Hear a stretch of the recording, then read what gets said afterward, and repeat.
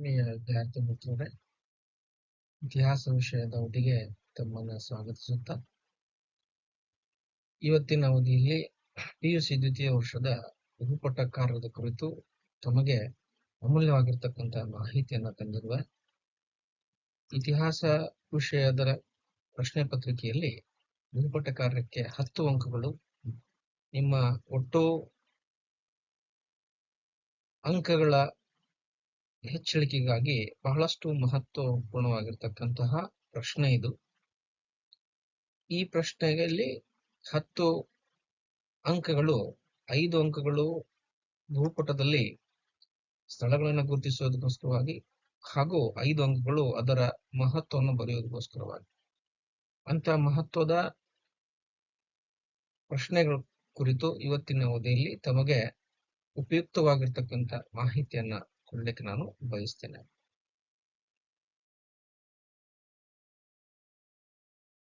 ನನ್ನ ಒಂದು ಕಿರು ಪರಿಚಯ. ನಾನು ಇತಿಹಾಸ ಉಪನ್ಯಾಸಕನಾಗಿ ಶ್ರೀ ಸಂಗಮೇಶ್ವರ ಶಿಕ್ಷಣ ಸಂಸ್ಥೆಯ ಶ್ರೀ ಸಂಗಮೇಶ್ವರ ಸ್ವತಂತ್ರ ಪದವಿ ಪೂರ್ವ ಮಹಾವಿದ್ಯಾಲಯದಲ್ಲಿ ಉಪನ್ಯಾಸಕನಾಗಿ ಕಾರ್ಯನಿರ್ವಹಿಸುತ್ತಿದ್ದು, ಈ ವಿಷಯದ ಕುರಿತು ಬಹಳಷ್ಟು ಕಾರ್ಯಾಗಾರಗಳಲ್ಲಿ ನಾನು ಇದರ ಮಾಹಿತಿಯನ್ನ ನೀಡಿರುವನು. ಆ ಕಾರಣಕ್ಕಾಗಿ ಈ ವಿಷಯದ ಈ ಪ್ರಶ್ನೆಯ ಕುರಿತು ಮಹತ್ತರವಾಗಿರ್ತಕ್ಕಂಥ ಮಾಹಿತಿ ಇವತ್ತು ನಿಮಗೋಸ್ಕರವಾಗಿ ನಾನು ಪ್ರಸ್ತುತಪಡಿಸ್ತೇನೆ. ಮೊದಲಿಗೆ ನಾವು ಭಾರತದ ಭೌಗೋಳಿಕತೆಯ ಕುರಿತು ಸ್ವಲ್ಪ ಪರಿಚಯವನ್ನು ಮಾಡಿಕೊಳ್ತಾ, ಭಾರತದ ಒಟ್ಟು ರಾಜ್ಯಗಳು, ಆ ರಾಜ್ಯದ ರಾಜಧಾನಿಗಳು, ಆ ರಾಜ್ಯದ ಒಂದು ಸ್ಥಳವನ್ನ ನಾವು ಗುರುತಿಸಿಕೊಂಡು ತದನಂತರ ಅದರ ಕುರಿತು, ಸ್ಥಳದ ಕುರಿತು ಮಹತ್ವವನ್ನು ನಾವು ಚರ್ಚಿಸೋಣ. ಮೊದಲಿಗೆ ಇದು ಭಾರತದ ಭೂಪಟ. ಭಾರತದ ಭೂಪಟದಲ್ಲಿ ಬರ್ತಕ್ಕಂತಹ ಒಟ್ಟು ರಾಜ್ಯಗಳು ಹಾಗೂ ಅದರ ರಾಜಧಾನಿಗಳು: ಲಡಾಖ್, ಜಮ್ಮು ಕಾಶ್ಮೀರ್, ಹಿಮಾಚಲ ಪ್ರದೇಶ್, ಪಂಜಾಬ್, ಹರಿಯಾಣ, ಉತ್ತರ ಪ್ರದೇಶ್, ರಾಜಸ್ಥಾನ್, ಗುಜರಾತ್, ಮಧ್ಯಪ್ರದೇಶ್, ಬಿಹಾರ್, ಜಾರ್ಖಂಡ್, ಪಶ್ಚಿಮ ಬಂಗಾಳ, ಒಡಿಶಾ, ಅಸ್ಸಾಂ, ಭೂತಾನ್, ಅರುಣಾಚಲ ಪ್ರದೇಶ್, ಮಣಿಪುರ್, ಮಿಜೋರಂ, ಛತ್ತೀಸ್ಗಢ, ಒಡಿಶಾ, ಆಂಧ್ರ ಪ್ರದೇಶ್, ತೆಲಂಗಾಣ, ಮಹಾರಾಷ್ಟ್ರ, ಕರ್ನಾಟಕ, ಕೇರಳ ಹಾಗೂ ತಮಿಳುನಾಡು.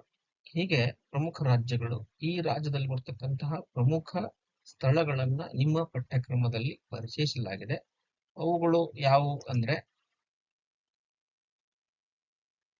ತಕ್ಷಶಿಲೆ, ಹರಪ್ಪ, ಜಲಿಯನ್ ವಾಲಾಬಾಗ್, ಪಾಣಿಪತ್, ಮೀರತ್, ದೆಹಲಿ, ಆಗ್ರಾ, ಪಾಟಲಿಪುತ್ರ, ಕಲ್ಕತ್ತಾ, ದಂಡಿ, ಬಾಂಬೆ, ದೇವಗಿರಿ, ಬೀದರ್, ವಿಜಯಪುರ, ಬಾದಾಮಿ, ಹಂಪಿ, ಹಳೆಬೀಡು, ಶ್ರೀರಂಗಪಟ್ಟಣ, ಕಂಚಿ, ಪಾಂಡಿಚೇರಿ. ಇವು ನಿಮ್ಮ ಪಠ್ಯ ಪುಸ್ತಕದಲ್ಲಿ ನೀಡಲ್ಪಟ್ಟಿರತಕ್ಕಂತಹ ಪ್ರಮುಖ 20 ಸ್ಥಳಗಳು. ಈ ಸ್ಥಳಗಳಲ್ಲಿ ವಾರ್ಷಿಕ ಪರೀಕ್ಷೆಯಲ್ಲಿ 5 ಸ್ಥಳಗಳನ್ನ ನಿಮಗೆ ಕೇಳಿ ಅದರ ಮಹತ್ವವನ್ನು ಬರೀಲಿಕ್ಕೆ ಕೊಡಲಾಗುತ್ತದೆ. ಆ ನಿಟ್ಟಿನಲ್ಲಿ ಇವತ್ತು ಭಾರತದ ಭೌಗೋಳಿಕ ಭೂಪಟದೊಂದಿಗೆ ಭಾರತದ ಐತಿಹಾಸಿಕ ಪ್ರಮುಖ ಸ್ಥಳಗಳನ್ನ ಪರಿಚಯಿಸಿಕೊಂಡು ಇನ್ನು ಮುಂದೆ ಇವುಗಳ ಪ್ರತ್ಯೇಕವಾಗಿರ್ತಕ್ಕಂತಹ ಸ್ಥಳಗಳ ಪರಿಚಯವನ್ನು ನಾವು ಮಾಡಿಕೊಳ್ಳೋಣ. ಭಾರತದ ಭೌಗೋಳಿಕ ಭೂಪಟ. ಭಾರತ ಒಟ್ಟು 28 ರಾಜ್ಯಗಳನ್ನ ಹಾಗೂ 8 ಕೇಂದ್ರಾಡಳಿತ ಪ್ರದೇಶಗಳನ್ನ ಹೊಂದಿರತಕ್ಕಂಥದ್ದು. ಇಲ್ಲಿ ಬರುವಂತಹ ಪ್ರಮುಖ ರಾಜ್ಯಗಳಲ್ಲಿ ಕೆಲವೊಂದು ಐತಿಹಾಸಿಕ ಸ್ಥಳಗಳನ್ನ ನಿಮ್ಮ ಪಠ್ಯಕ್ರಮಕ್ಕೆ ಇಡಲಾಗಿದ್ದು, ಅವುಗಳ ಪರಿಚಯವನ್ನು ನಾವು ಈ ಮುಂದಿನ ಅವಧಿಯಲ್ಲಿ ಮಾಡಿಕೊಳ್ಳೋಣ. ಇದು ನಿಮ್ಮ ಪಠ್ಯ ಪುಸ್ತಕದಲ್ಲಿ ನೀಡಲ್ಪಟ್ಟಿರತಕ್ಕಂತಹ ಒಟ್ಟು 20 ಸ್ಥಳಗಳು. ಈ ಸ್ಥಳಗಳಲ್ಲಿಯೇ 5 ಸ್ಥಳಗಳನ್ನ ವಾರ್ಷಿಕ ಪರೀಕ್ಷೆಯಲ್ಲಿ ಕೇಳಲ್ಪಟ್ಟು ಅವುಗಳನ್ನ ನಿಮಗೆ ಕೊಟ್ಟಿರತಕ್ಕಂತಹ ಭಾರತದ ಭೂಪಟದಲ್ಲಿ ಸ್ಥಳಗಳನ್ನು ಗುರುತಿಸಿ ಅವುಗಳ ಮಾಹಿತಿಯನ್ನ ಬರೆಯೋದಕ್ಕೋಸ್ಕರವಾಗಿ ಕೇಳಲಾಗ್ತದೆ. ನೀವು ಗುರುತಿಸಿರ್ತಕ್ಕಂತಹ ಸ್ಥಳಕ್ಕೆ 1 ಅಂಕ, ಜೊತೆಗೆ ಅದರ ಮಾಹಿತಿಯನ್ನ ಬರೆದಿದ್ದಕ್ಕೆ ಒಂದು ಅಂಕವನ್ನು ಕೊಡಲಾಗ್ತದೆ. ಒಟ್ಟಾರೆಯಾಗಿ ಒಂದು ಸ್ಥಳಕ್ಕೆ 2 ಅಂಕಗಳನ್ನು ಕೊಡಲಾಗ್ತದೆ. ಈ ರೀತಿಯಾಗಿ 5 ಸ್ಥಳಗಳಿಗೆ ಒಟ್ಟು 10 ಅಂಕಗಳನ್ನ ಕೊಡಲಾಗ್ತದೆ. ಹಾಗಾಗಿ ಈ ಪ್ರಶ್ನೆ ನಿಮ್ಮ ಒಟ್ಟು ಫಲಿತಾಂಶದಲ್ಲಿ ಬಹಳಷ್ಟು ಮಹತ್ವವನ್ನ ಪಡೆದುಕೊಳ್ಳುವಲ್ಲಿ ಸಹಾಯಕವಾಗ್ತದೆ. ಹಾಗಾಗಿ ತಾವುಗಳು ಮೇಲಿಂದ ಮೇಲೆ ಇವುಗಳನ್ನ ಮೇಲಿಂದ ಮೇಲೆ ಪರಿಚಯಿಸಿಕೊಳ್ತಾ ಅವುಗಳನ್ನ ನೀವು ದಿನನಿತ್ಯ ನೀವು ಪ್ರಯತ್ನ ಮಾಡ್ತಾ ಹೋದ್ರೆ ಬಹಳ ಸರಳವಾಗಿ ಈ ಪ್ರಶ್ನೆಯನ್ನ ಉತ್ತರಿಸಬಹುದು. ಅಭ್ಯಾಸದ ಸರಳೀಕರಣಗೋಸ್ಕರವಾಗಿ ನಾನು 20 ಸ್ಥಳಗಳನ್ನ 4 ಭೂಪಟಗಳಲ್ಲಿ 5 ಸ್ಥಳಗಳಂತೆ ಗುರುತಿಸಿ ಅವುಗಳ ಕುರಿತು ಮಾಹಿತಿಯನ್ನ ನಿಮಗೆ ನೀಡುತ್ತೇನೆ. ನಾನು ಎಲ್ಲಾ ಸ್ಥಳಗಳು ಒಂದೇ ಭೂಪಟದಲ್ಲಿ ಗುರುತಿಸಲ್ಪಡೋದ್ರಿಂದಾಗಿ ನಿಮಗೆ ಬಹಳಷ್ಟು ಕನ್ಫ್ಯೂಷನ್ ಆಗ್ಬೋದು. ಆ ಕಾರಣಕ್ಕಾಗಿ ನಾನು 4 ಭೂಪಟದಲ್ಲಿ ಒಟ್ಟು 20 ಸ್ಥಳಗಳನ್ನ ಒಂದೊಂದಾಗಿ ನಿಮಗೆ ಪರಿಚಯಿಸ್ತೇನೆ. ಮೊದಲನೇದು ಹರಪ್ಪ. ಇದು ಸಿಂಧು ನಾಗರಿಕತೆಯ ಪ್ರಮುಖ ನಿವೇಶನಗಳಲ್ಲಿ ಒಂದಾಗಿದೆ. ಇದು ರಾವಿ ನದಿಯ ದಡದಲ್ಲಿದೆ. ಇದು ಇಂದು ಪಾಕಿಸ್ತಾನದ ಪಶ್ಚಿಮ ಪಂಜಾಬ್ನ ಮಾಂಟೆಗೊಮರಿ ಜಿಲ್ಲೆಯಲ್ಲಿದೆ.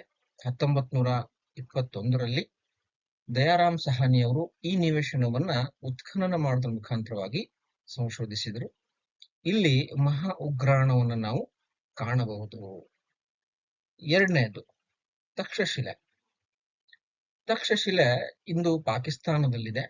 ಇದು ಗಾಂಧಾರ ಪ್ರಾಂತ್ಯದ ರಾಜಧಾನಿಯಾಗಿತ್ತು. ತಕ್ಷಶಿಲೆ ಪ್ರಾಚೀನ ಕಾಲದ ವಿಶ್ವವಿದ್ಯಾಲಯವಾಗಿದೆ. ಇಲ್ಲಿ ಕೌಟಿಲ್ಯನು ಅರ್ಚಕನಾಗಿ ಕಾರ್ಯನಿರ್ವಹಿಸ್ತಾ ಇದ್ದ. ನಂತರ ಪಾಟಲಿಪುತ್ರ. ಗಂಗಾ ನದಿಯ ದಡದ ಮೇಲಿರುವ ಇದು ಪ್ರಸ್ತುತ ಪಾಟ್ನಾ ಎಂದೇ ಖ್ಯಾತಿಯಾಗಿದೆ. ಇದು ಬಿಹಾರದ ರಾಜಧಾನಿಯಾಗಿದೆ. ಇದು ಮಗಧ ರಾಜ್ಯದ ಮೌರ್ಯರ ಹಾಗೂ ಗುಪ್ತರ ರಾಜಧಾನಿ ಇದು ಆಗಿತ್ತು. ತದನಂತರ ಬಾದಾಮಿ. ಇದು ಸದ್ಯದ ಕರ್ನಾಟಕದ ಬಾಗಲಕೋಟ್ ಜಿಲ್ಲೆಯಲ್ಲಿದೆ. ಇದರ ಪ್ರಾಚೀನ ಹೆಸರು ವಾತಾಪಿ. ಇದು ಚಾಲುಕ್ಯರ ರಾಜಧಾನಿಯಾಗಿತ್ತು.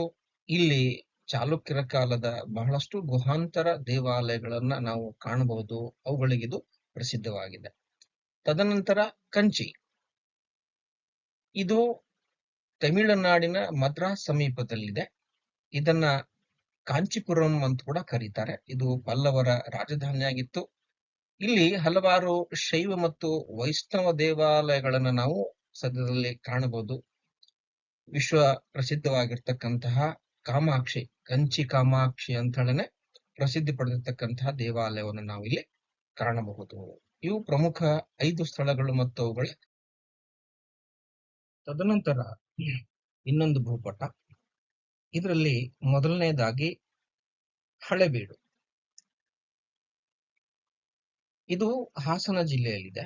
ಇದರ ಮೊದಲ ಹೆಸರು ದ್ವಾರಸಮುದ್ರ ಮತ್ತು ಇದು ಹೊಯ್ಸಳರ ರಾಜಧಾನಿಯಾಗಿತ್ತು. ಇಲ್ಲಿ ಹೊಯ್ಸಳರ ಕಾಲದ ಅತ್ಯುನ್ನತವಾದ ವಾಸ್ತುಶಿಲ್ಪವನ್ನು ಹೊಂದಿರತಕ್ಕಂತಹ ಹೊಯ್ಸಳೇಶ್ವರ ಮತ್ತು ಶಾಂತಳೇಶ್ವರ ದೇವಾಲಯಗಳು ಇಲ್ಲಿ ನಮಗೆ ಕಾಣಸಿಗುತ್ತವೆ. ತದನಂತರ ದೆಹಲಿ. ಭಾರತದ ರಾಜಧಾನಿ ಆಗಿರ್ತಕ್ಕಂತಹ ದೆಹಲಿ. ಇದು ಯಮುನಾ ನದಿಯ ದಡದಲ್ಲಿದೆ. ಇದು ದೆಹಲಿ ಸುಲ್ತಾನರ ಕಾಲದ ಅವರ ರಾಜಧಾನಿಯಾಗಿತ್ತು.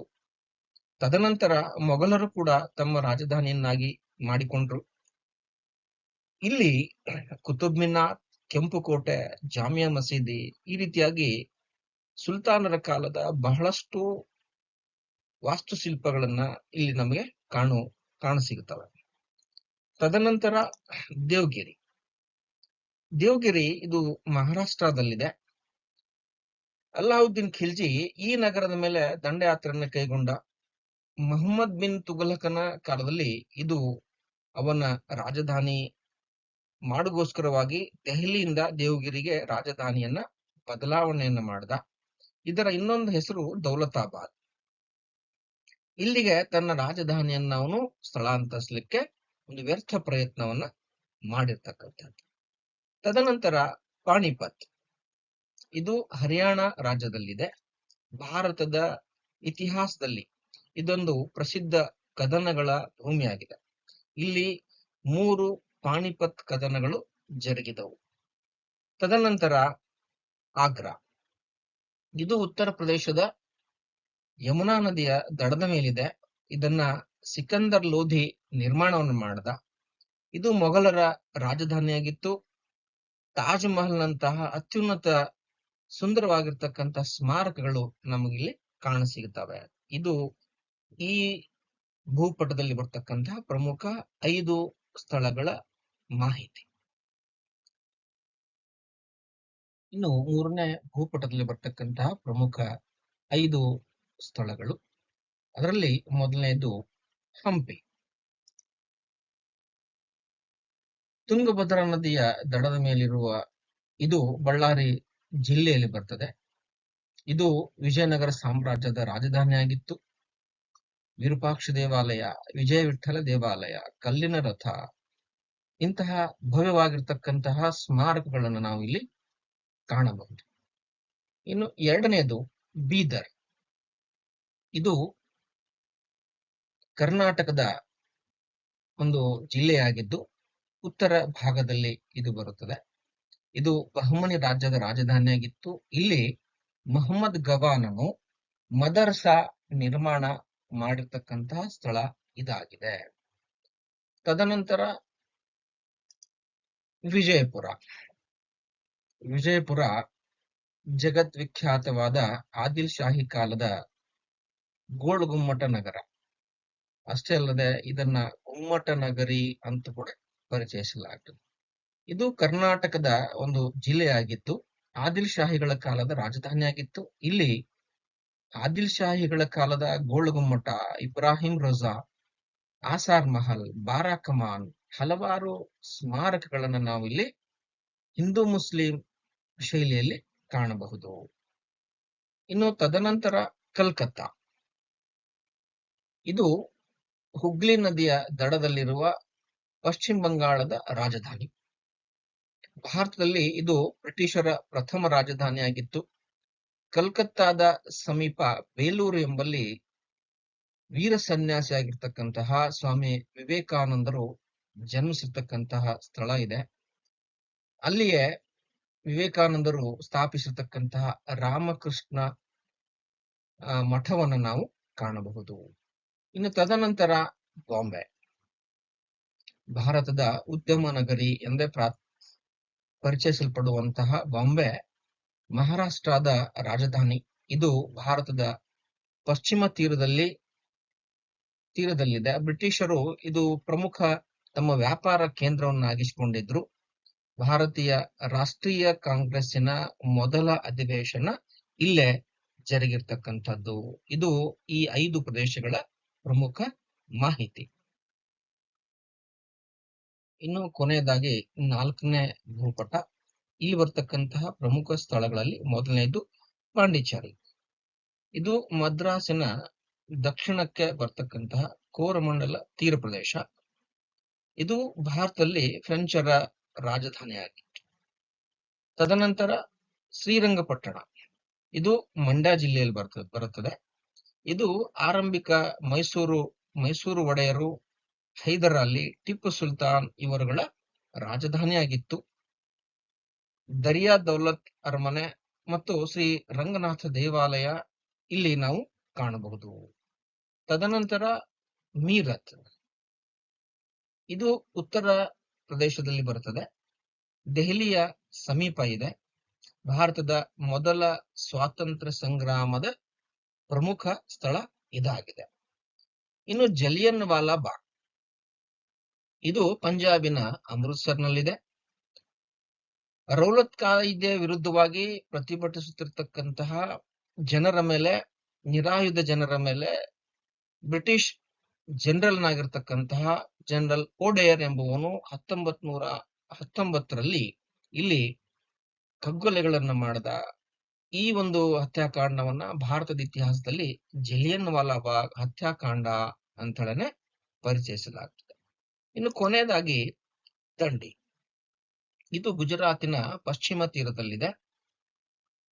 ಮಹಾತ್ಮ ಗಾಂಧಿ ಇಲ್ಲಿ ಉಪ್ಪಿನ ಸತ್ಯಾಗ್ರಹವನ್ನ ಪ್ರಾರಂಭಿಸಿರ್ತಕ್ಕಂಥದ್ದು.